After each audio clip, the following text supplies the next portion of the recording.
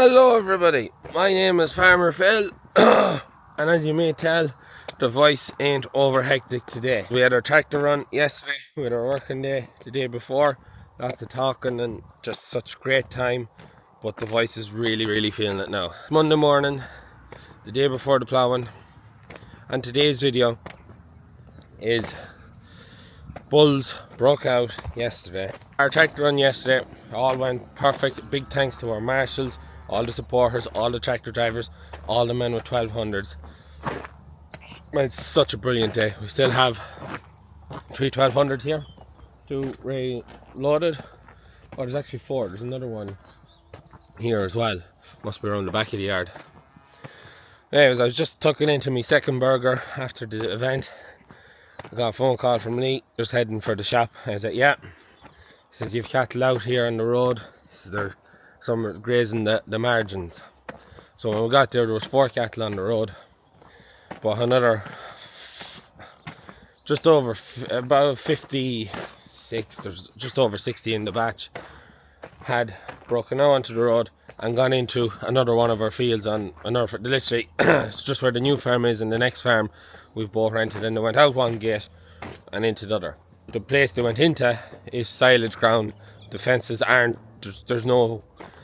there was no way of keeping them there, put like that. It's silage ground, so fences there wouldn't be over hectic, so we just put them in, brought them home, and we put them in the shed, and now we're going to go sort them. Broke through 5 wires, 1 temporary and 4 strands, 4 separate strands, all posts. Father Phil spent a whole week after first cut sorting the fences on the new farm, driving posts, putting in new wire, really tightening it up. We bought the biggest sheet of fence we could. There's a spark off the fence you could weld with, and there's 10,000 throughout most of the farm. And they decided to go through 4 of them wires and 1 temporary wire that was dividing up a big field. Get into the field of barley where the gate onto the road was open because we were cutting in there. If the gate was closed, they probably would have stayed there, but they'd done damage. But look, it doesn't really matter at this stage. They're back in the yard. Very annoyed, half expecting that maybe the cattle got a run of a dog or something, because they went through 2 super fields of grass that they would have been moved onto, but it's just the time of year. We were going to do it when we got back from the ploughing, but they've decided they wanted to go in now, so that's what we're going to do. That made an interesting end to the silage, or the tractor run.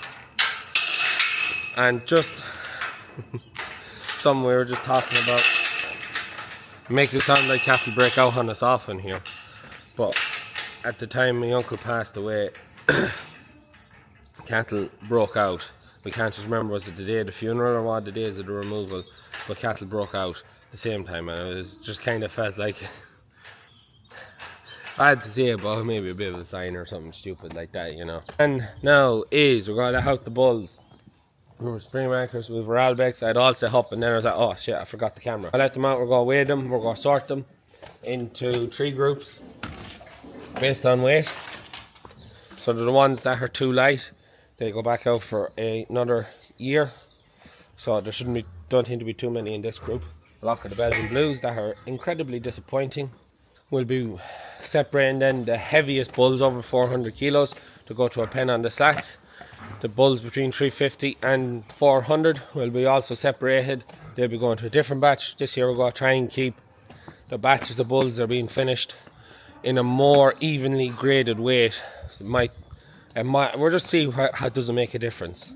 Up on time lapse, I'm going to stop talking because I need to rest this voice for 3 days of the ploughing, or everyone who comes. At this stage, everyone who's watching this video will already know how well my voice was, but it's not looking hectic.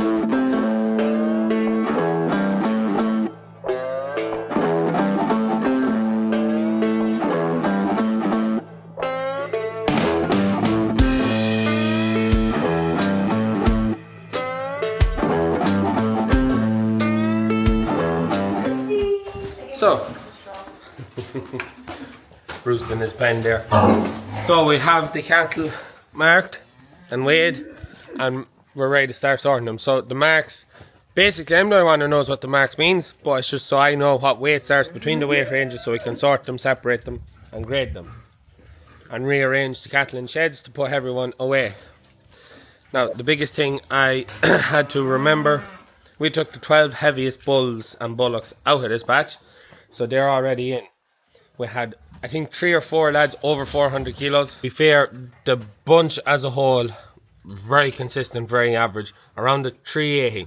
It's not great weights, I'm not under an illusion, but considering the type of grass they're on, ground I hadn't seen kind of in intensive agriculture in quite some time, I don't think it was too bad. Our weight gains were around 0.6, 0.7. I would like to see higher, but again, the start of the year would have been poor growth because we were trying to get through that crap, even though we were supplement feeding them silage and rolled barley. May not just have been enough. The last while they were growing quite well because we got the thing kind of under control and growing lovely, lovely grass for them. For me, they're going to do what I need to do. There's only 5 or 6 that aren't heavy enough to meet targets, and this is the fun bit. The majority of them are Belgian Blues, so yeah, I will definitely not be buying any Belgian Blues ever again to get these guys sorted. Also, like every livestock video, today's video is sponsored by Herdwatch. Herdwatch sponsor all our livestock videos for all your farm recording needs. We've recorded all the weights, so I know all the average daily weight gains, and it's part of the full management system to know what they're doing so we can make informed decisions about sorting and grading and all that fun stuff. So anyways, if you want to learn more about Herdwatch, there'll be a link in the description for all your farm management needs.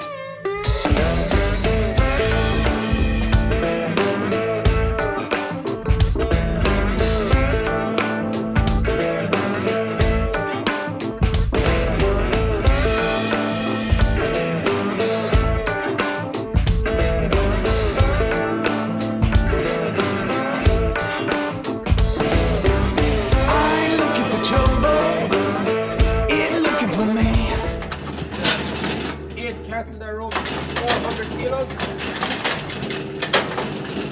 So we're putting these in with the pin and the stocks that are also over 400 kilos. So we're giving them their dose of Albex. The other cattle, we won't, just don't really have time to dose them now. And anyways, you'd like give them some time to let the eggs hatch. These done because they're going in with a batch, and we know everyone in that pen is done. 7002. So that's doing them for fluke and worms. So I'll just be making sure they're right. So once we get this done with all the cattle that were out sorted, we have another batch to do, which will be done after plowing. We're not going to have time today. We'll probably pick this up when we're pouring in the last bulls. So probably won't have this for next Sunday, probably be Tuesday's video. Winter is really upon us, even though the sun is shining, and it is. Just feel a bit of a shame putting them in, but because they broke our hearts and they were out, and we weren't going to put them in after we come back from the ploughing, we just said we'll bring them home, put them in now, done. There's no fear of anything happening while we're away. We do have the extra staff and that for while we're away. We've our new man here and Lee's with us for the full time all this week, just to make sure everything gets done. I have the barrier set too wide on that. We get that. Is the bulls sorted, put away. It's like sunshine, shadows. So Liv is just giving the yard wet down to try and have a knot sticking. Sam has just gone for the yard scraper just to scrape it up, because the biggest issue we have, because we use the sheds down there for grain, you have to drive through this yard to tip. So anytime you work cattle, you gotta start cleaning, which is fun, so fun. But when we get up there done, we should no longer have to go down there, and then that just solves our issues. But that's the biggest gripe. So it just means wash the yard when we're finished. So anyways, we're going to head off for the ploughing now, and when we come back from the ploughing, we're going to bring in the last batch of bulls. We'll see how they look. They should be, and they are the best bulls. We'll put our best bulls in the next batch, and we'll see how they go. But everyone is sorted into the ones that are going back out, the ones that are going to need an extra year, the ones that are finishing, the 2 batches are finishing, and then the heavy pen at over 400 and the other pen between 350 and 400. So, and yeah, look, it is what it is. Majority of them are going to hit the targets I need them to hit. Are they heavy, you'll always want them heavier. The heavier they are, the better, but they're going to hit our targets, and that's all that really matters. So, anyways, we're going to pick it up the next day when we go after next buzz. Hopefully, when we come back from the plough and the weather is just like this, we might actually get better seeding done down the bottoms and a few other bits that we didn't think we'd get done. Anyways, pick it up when we're here to bring home the last batch of bulls that's outside, and there's one lonely lad here. I can see the rest in the distance. So our best batch of bulls, Liv, what would you say? These are? Yeah. Probably. Anyways, we get them into the yard while we're up, we're dusting calves and whatnot, and we'll get these into the yard, go back, get a trailer, bring them back, sort them, and then we're back up the 30 that are being outwintered back up to here. And there's any amount of grass behind us on this side of the farm. To have the other side where they are pretty much eaten, there's still one paddock there that has lots of grass. But the rest of the 1, 2, 3, 4, 5 paddocks behind us have plenty of grass. And then they can cross the road to the new farm. They're all coming here anyway, so we'll give them a minute. So, here's the boys. Bringing them back in. So I think we've 2 Charlies. We've Big Charlie, we've another Charlie, and then I think there's could be 4 or 5 Belgian Blues out here. Not that they're any better here. The rest of them cattle are looking pretty good. I'd be kind of expecting, apart from the Belgian Blues, we'll be bringing none of these guys back. They should be all north of 350. Some of them should be pushing up 450, 500 kilos. I'd imagine there's some real nice big boys out here. So we get them brought in from here. We get them loaded up and brought home. But yeah, very happy with how these guys done. There's a good bit of ground to feed cattle. Man! So, we aren't even in with them, and they're walking into the trailer. That's how good this trailer is. What? Enough in? Huh? Enough. Yeah, it is. What? Like it filled itself. We didn't have to run them in it. So we're just pulling out. One thing with this Bracken trailer that I was quite concerned with, because we're 28 foot, so we're 4 foot longer than our Lynch trailer, was getting into where we're loading cattle out now. Because usually with the Lynch you had to drive on down, then try and back around the corner, and you'd be forward back, take a bit of moving. This trailer, I think the axle might be slightly more forward on it. I'm not sure, maybe it's in the same place, but it's just so much smoother to turn and see them while you're driving. So it's just such a nice trailer. And we are back on the good camera with the cattle. If you're wondering, Liv bought me a Milwaukee Builders radio, which is epic. So I'll probably get I probably have a problem with that playing in the background. So if you don't hear music at some point or me talking, that's because we got strike because of that being on. But anyways, first shoot, we have Big Charlie, our biggest Charlie bull. We have 2 good Friesians, a Jersey guy, not pedigree Jersey, but pretty Jersey, and a JEX at the back. So we're going to see how they weigh, and then I'm just going to time lapse it after that, just to keep the speed on. The girls are gone, Liv and Jess are gone just to feed the last batch of calves that was to be fed today. So I'm going to get stuck into this. And as I said, if there's no sound, it's because I got copyrighted because of the song. Come on, Big Charlie. 441 kilos. That is what I want to see. So Big Charlie is 44.91, 1.03 kilos a day. So for them heavy hitters, we're going to give them a pink strike. So from 430 up, they get pink strike on their front shoulder. 430 to 400, pink on their back, and then we'll swap to orange, I think is what I'll do. So the reason I'm putting it in different spots is so I know what the weight ranges are, so that I can split them into the different pens I need to put them into. So the heaviest ones go to the slats, the lightest ones are going to the cubicle shed for now till we get machinery and grain moved. I'll give you a transplant. 880 grams a day. So he gets orange on his front shoulder because he's over 350. Here we have 100% Holstein, because I know the herd. So he's done 810 grams a day. So he gets pink on his back quarter. We have this wee, very Jersey looking guy. We've no pedigree jerseys, so the assumption would be this guy is a very strong amount of Jersey in him.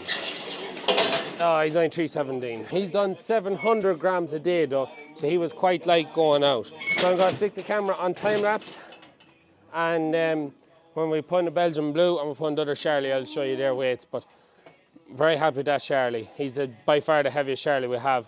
The Belgian Blues. I ain't looking for trouble, you're looking for me. I ain't looking for Jesus, he looking for me. Probably the best Belgian Blue we have. I don't know how well you maybe see him. I have to turn down the camera, he's so short. He's 334 kilos. He's done 780 grams since we let him out, and we've weighed nearly all. I think there's 3 more Blues there, they're smaller than him. But we've 24 Belgian Blue bulls and 3 heifers, I think it is. And the average weight of the Belgian Blue so far, I don't think I've any across 350. Never again am I listening to anyone buy better cattle. They ain't better than a Frisian. He's type better than that Jersey bull. He just looks a bit, he'll grade well, but he's no weight. He hasn't done any better on grass, and I can't see him making up the difference in the shed. So, never again having anything to do with Belgian Blues. So, that's the last batch of bulls sorted and weighed, and I just counted 13 out of 40 over 400 kilos. Over 400 kilos we would consider a bonus. That's above what our target is. So that's just under a third of the batch is above our target weights, which is quite nice. And there is 3. There's only 3 in the batch that is under target, as in they're not going to finish. They're just too light. So that's less than 1%. And then the rest are in range between 350 to 400. A couple just under the 350, but there's none wild light except for 3. So quite happy with that. Overall, as now we've weighed most of them, our average daily weight gain in this batch is about 0.9. I'd say overall is about 0.8. It's a bit low, especially for giving all the boluses we gave in the spring. It's a bit disappointing. Thought we'd have seen a better growth rates. As always, the heavier guys have the higher growth rates, the lighter lads don't. I'd say we're averaging about 380 to 390 kilos coming in when you take all into consideration. The heaviest is 474, 100% Holstein bull out there, so he's surpassed the Charlie. The other Charlie that's there is only 350, so it's a bit disappointing. He's just coming by he's heading for the camera here. So yeah, that's generally what we're looking at, so I'm happy enough. The majority is that the majority of the bulls are on target, and we have quite a nice view. The Sahed shed is going to be full of bulls over 400 kilos, which is quite nice. From 350 to 400, we'd expect the live weights between 520 to 600 kilos, and over 400 kilos, we'd be expecting live weights at slaughter between 580 and 700 kilos, roughly. The heavy guy, he could touch 650 kilos. Or, well, no, sorry, he should be heading for 7. But anyways, I'm going to stop talking because Liv and Jess are waiting on me here to start sorting. Our crush and all that is absolutely fantastic now. It can really work. One man on its own can do everything, or one woman. But we can't sort cattle on our own. So, anyways, we'll go get done, turn up the music, and yeah, have a bit of fun. It has been 2 weeks now since the cattle broke out and we put in everything. Just in the timber shed now with the lads. If you wonder what the barriers are standing up, here we fold them down and put them in place to, if we put wainlands in here so they don't come through the barriers. Anyways, the lads are in now, just after feeding them. They're happy out. The cattle are in now and they're on their start build-up ration. So we're feeding them currently silage. Ooh, smells really nice. Smell-o-vision will be nice. Looking at a lad here across the barrier. You want some? You want some? He's thinking about it. He's thinking about it, and he does. Anyways, so what we're feeding them currently is barley, straw, silage. Now we are trying to get, because we don't have whole crop this year, we need to put straw in the diet, which we haven't done before because the whole crop always had the straw. So our biggest issue for this year is going to be getting the straw chop length shorter. We have to really try and get this down. So I don't know. That's probably where we're going to fail a bit on this year now, is it's going to get hard to get chopped shorter than that. Unless we leave it in the diet feeder for a ridiculously long period of time, which we may do, and chop the beef in the diet feeder. Anyways, so they're on silage, straw, and they're currently on about 1.5 kilos of barley, which we're slowly increasing, hoping to pull beat the end of this week and starting on the beat as well. We have a man coming out to do rations, test all our feed stock and do up a ration to feed the cattle. We possibly will have to buy maize meal to make a start at really giving them a push, because our maize won't be ready to harvest till the end of the month, and it may not be that over hectic because we didn't get it under plastic and it was a cold summer, but we won't know till we ensile it. But by the time it's ready to feed, we're looking at mid to third week in November, which by then we want these lads running. We want these warmed up and running. So we're probably going to have to feed maize meal, or to buy maize meal to feed it, to switch on to the maize, just to get them up and running, not having to be waiting. So anyways, that's what they're on for now. Excuse the cooling fan in the background. The barley's just that side of me and we just have the fans running there today. But one of the other big things that'll be different from this year and any other year is our stocking density in the pens. Because we have the new farm with the new shed that's getting the slats, we're going to be able to put Wainlands up there, which frees up space here. So rather than having 4 pens, we'll now have 5 pens. We've also graded our cattle differently, so whereas we would have always put in a batch and that batch stayed together, light and large, they just stayed together. This year we've weighed all our animals, we've separated them on their weights, so we're hoping that between them two measures, particularly less cattle in the pens, we should have an increase in daily weight gains. In theory we should. I'd be expecting to see it, to be perfectly honest. Between them two measures there should be less bullion, less cattle in pens, so it should work out in our benefit. So these are our heaviest cattle are on the slats, the lighter cattle are currently in the timber shed, but when we get our grain moved they'll be moved into here. All in all, how have the cattle fared out?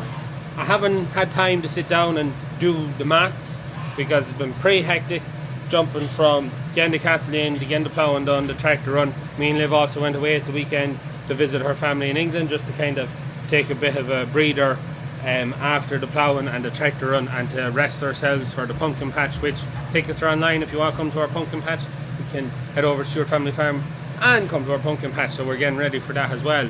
So I haven't had time, but an initial look at the maths, we've less than 1% hasn't hit the targets, which is brilliant. I'm happy with that. We have just under a third is over the 400 kilos, and the rest, 2/3 of the cattle are, basically 99% of the cattle are within our targets, so can't complain. We're happy out with that. So look, I know everyone would love to you'd always be looking for heavier. I'd say we're averaging 380 to 390 on housing. The heaviest there was 474 kilos, so that's roughly what we're at. We would like them heavier. You'd always like your cattle heavier, but for how the cattle went out in the spring, they went out lighter than I would have liked. They didn't do very well on their first summer or first winter inside, but they've made up for it over the summer. We have good daily weight gains there of, I'd say, about 0.75 to 0.9, roughly speaking. That's where our daily weight gains was on these lads on grass. As always, the ground is more receded, higher weight gains. The ground, like the new farm didn't actually perform too bad. It fed very well, better than we were anticipating, but we did compensate at the start with lots of barley and silage, so that could have saved us from having poor results, so that ticked the box there. But all in all, I'm happy. It's grand. Boxes are being ticked, and we're setting up now for hopefully a good winter finishing period. The biggest things that we're going to have is the change in the diet with the lack of whole crop, the maize probably coming in, which probably being of poor feed value. May not be, but we're kind of half expecting it to be, just because we didn't get plastic and it was a cold summer. So they're the two areas where we're going to have to keep a tight eye on them. But all in all, shouldn't be too bad. But we are in the winter swing of things now. There's over 100 cattle in at the minute, and the heifers will probably be going in at the weekend. We've our bullocks out wintered to finish them at a later point in the spring. And calves, the Wainlands, we call them calves till they go in, but the calves, Wainlands, the lads that were bought in February, March, the first of them will be going in next week, and the last of them will probably go in sometime before Christmas. because different batches have different availabilities of grass ahead of them. So as batches run out, they come in. Some batches have heaps ahead of them, some will just about get the week out, but we'll probably have to increase the amount of meal they're getting and let them run over larger areas just to keep them content until we get them in next week, because there's a nice bit to get done. Beans to cut, winter crops to get in, cover crops to get in, feet to pull, beans to cut, and yeah, with a little bit of contracting in between. Because the biggest letdown of this year's batch of bulls that's coming in is the state of our Belgian Blues. Just light. Just, yeah, in comparatively across all the animals, they came from the same herds, the same genetics. Very disappointed with them. Definitely will not be buying them again. And for anyone who's watching, this is just on our farm, it's our averages, and it's the genetics we've seen. But for me personally, I won't be buying a blue again. So anyways, look up. Hope you enjoyed today's video. As always, big thanks to our sponsor, all our livestock videos, Herdwatch. If you want to learn more, there'll be a link in the description there somewhere for all your farm recording needs. Anyways, I hope you enjoyed today's video. If you have any questions, anything like that, hit me down in the comments below. But anyways, I hope you enjoyed today's video. As always, please like and subscribe to the channel. Videos every Tuesday, Thursday and Sunday. That's it from me. Good luck.